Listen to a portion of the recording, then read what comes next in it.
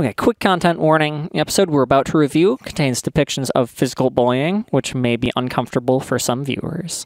And now for the review, because, okay, holy shit, I am so excited for this review. Ever since I started seriously considering starting this channel, I've been super stoked to do this episode because it is so good. Hi, I'm Torin, and this is Torin Loves the Simpsons. Today we're looking at Season 1, Episode 5, Bart the General, an episode where Bart accidentally gets in a fight with Nelson, leading to Nelson retaliating by beating Bart up every day after school, to which Bart responds by forming an army with his classmates to take Nelson down by pelting him with water balloons and tying him up, ending with him signing a peace treaty with Bart. Enough talk, let's get into it. As always, we are starting with the humor, and this episode is the funniest one so far. It's a little bit of a slow starter, and there are spaces during the episode where the jokes are scarce, but those spaces are consistently filled by interesting and engaging plot elements. More on that later.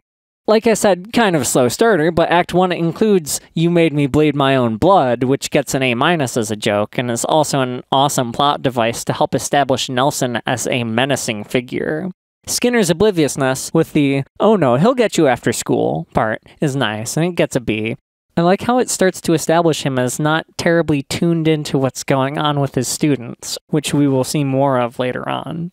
Act 1 also includes the dream sequence where Bart imagines his funeral to follow his impending beating. And first I want to point out that I never noticed Otto turning on his cassette player as he walks away from Bart's casket. I guess that's more of a plot thing, but I like how in character it is. And I really enjoy how Bart imagines Milhouse and Homer being enthused at having the day off rather than broken up at his death. It's hard to rate this segment humor-wise because it's most certainly not ha-ha funny, or funny, which, despite this episode revolving around Nelson, we don't get any of for a while. It's slow and contemplative humor-wise. So I'm not giving it a letter rating, I'll just say the dream sequence is really good.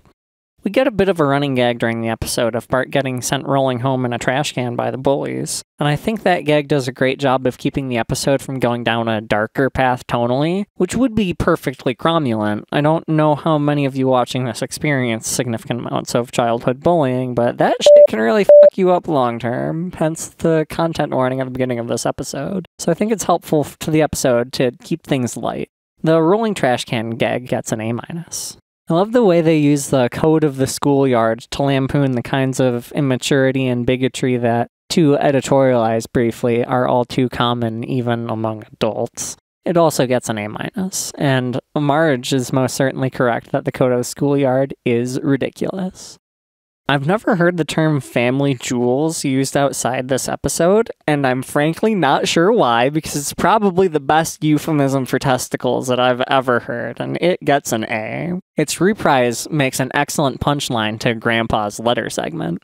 Speaking of which, I absolutely love Grandpa's letter segment. It's an excellent introduction to the crotchety old man side of his characterization, which we didn't see any of in his previous appearance in Simpsons Roasting on an Open Fire. And it's just plain funny. Seriously, go back and watch it. It's great, and it gets an A+. I don't think I have it memorized well enough to recite it off the top of my head, but when I'm watching the scene, I can quote every word along with Grandpa as he types, because it's a scene that has just stuck with me forever. And real quick, I skipped a quick segment that bears discussion. When Bart shows up at the retirement castle and talks to the receptionist, there's the obvious joke about half the people here are named Grandpa, which is nice and gets a B+. But you know how I've mentioned a couple times in previous videos that Season 1 likes to hit you with a joke that you won't even notice unless you're paying attention?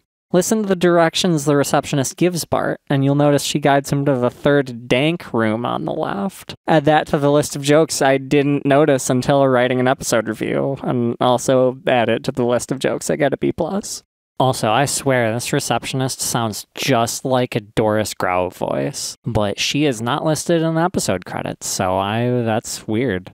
And now we have the bit where we first meet Herman and talk about an amazing first impression. He asks Grandpa for the password, and Grandpa replies, "Let me in, you idiot." And if you're not listening that closely, you might not hear the punchline where Herman says, "Right you are." The password was literally, "Let me in, you idiot." Due to the way this joke has shaped my sense of humor, I gotta give it an S. If you knock on the front door of my house, and I know you, and have no objection to you entering my house, I will ask for a password, and accept literally whatever comes out of your mouth. And I 100% credit that to this joke. Even though it's not one that actually makes me laugh out loud, there's just something about how it hits my brain that I find deliciously engaging. Herman's explanation of how he lost his arm is a nice callback to the beginning of Homer's Odyssey, and it gets a B+. I overall love how obsessed Herman becomes as soon as he gets tagged in, how overenthusiastic he is to go to war. Between his immediate absurd reaction and his getting called in during the drills, and his participation in overseeing the battle and the negotiations afterwards, his contribution to the humor gets an A. Homer coming out of the house to yell at the kids during the battle adds just the right comic relief at just the right time for what's happening plot-wise. I'll give it an A-. Like I said, this episode is the funniest so far. It's got pretty frequent comedic elements, and those elements reliably hit for me. It certainly doesn't do anything revolutionary. We aren't seeing the kinds of humor that define seasons 3 through 8, but it works with the kind of vibe and limitations they had at the time, and takes them to their limits. This episode's humor gets an A+. Unsurprisingly, this episode was written by John Swartzwelder. He's someone we're going to get to know well, as he was a very active writer on staff for the first 14 seasons, and he has a distinct comedy style, very much on the absurd side, that I think is visible in this episode. According to Wikipedia, he has written more episodes than anybody else, but the source it cites is a New York Times article behind a paywall, and it appears to be from 2010 anyways, so it might not be true anymore even if it was at the time. But it goes to show that this is someone we'll be talking about a whole lot on this channel. Maybe I'll do a bonus video someday about him and the mystique surrounding him. Only time will tell. But okay, enough about the funny, and the guy who wrote the funny. How's the plot? It's fucking glorious. This episode is funny, but it's not even a sitcom-y episode. This episode is a drama, and it brings the drama. The way things build and escalate and crescendo across the episode is just... it's amazing. By the time we get to the actual battle, I'm so fucking pumped. I'm ready to see Nelson get demolished with water balloons. The battle scene doesn't do anything for me if I skip to it cold. It's all in how the episode builds up to it that makes it so exhilarating and so satisfying. The music is a huge part of that. It starts to come in at the end of Act 2 with the horns and drums, and the way that music propels the army training segment in Act 3 is just perfect. It brings just the right intensity. I think the training segment would feel like a complete drag without the music, but instead it brings a perfect sense of escalation to Act 3. The music at this point in the show is directed by one Richard Gibbs. We don't have Elf Clausen on staff yet, so Richard Gibbs, my hat's off to you because you did your job perfectly on this episode. I talked about one of the dream sequences already, but I love the lunchtime dream sequence. Ever since I was a lad, that's been the first thing that pops in my head whenever I hear the word lunchtime. I also think both the dream sequences really help display the drama going on inside Bart's head as his initial fear is playing out. And that helps set the stage for the intensity that is to follow later in the episode. Yeah, I kind of ended up doing the plot section super out of order on this one. There are a couple minor complaints I have, not so much with this episode itself, but how it relates to the rest of the series. Lisa's characterization is pretty out of line with who she is from season 2 onward, but it's not as off as some other examples we've seen so far. She's a little bratty, not the reserved intellectual we know from the rest of the series. There's also a moment in this episode that gets retconned. Lisa asks Bart if he remembers the fight Grandpa put up when they put him in the home. But in season 4 is Lisa's first word. It's established that they put Grandpa in the home, and I quote, about 3 weeks after moving on to Evergreen Terrace. So Lisa would have been an extremely young infant, too young to remember it herself. Those are certainly minor complaints, and they really don't impact how well this episode does what it does, but they're worth mentioning. And while Lisa's characterization is a little off, the dynamic between Homer, Marge, and Bart as they're discussing the bullying situation is spot on. They really nailed Homer's immaturity and penchant for escalation and Marge's naivete. If this plot were in a later season, especially after Mike Scully turned Homer into a jerk-ass, we would almost certainly see Homer escalate things in a much more drastic way. But we're still in Season 1, and teaching Bart to fight feels very true to Season 1 Homer for how he would escalate things. But yeah, no, this plot is fantastic, and it gets an S. This is an excellent plot. It's engaging and exciting, and it pays off beautifully. Before we get to the final rating, a couple other things to note.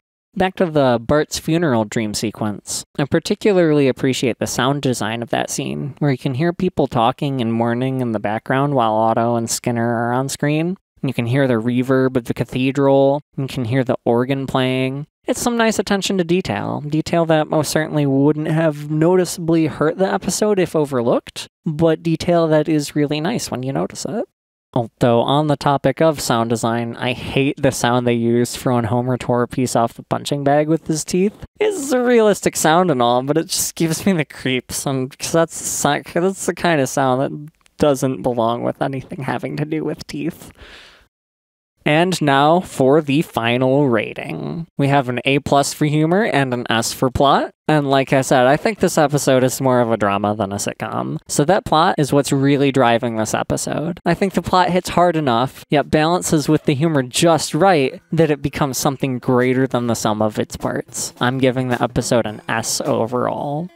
I really wish more people would give Season 1 a shot, if only for this episode. As we've seen the last couple episodes I've reviewed, I'm not terribly a fan of the entire season, but even if the whole rest of the season sucked as bad as There's No Disgrace Like Home, which it most certainly does not, this episode alone would make wading through that mess completely worth it.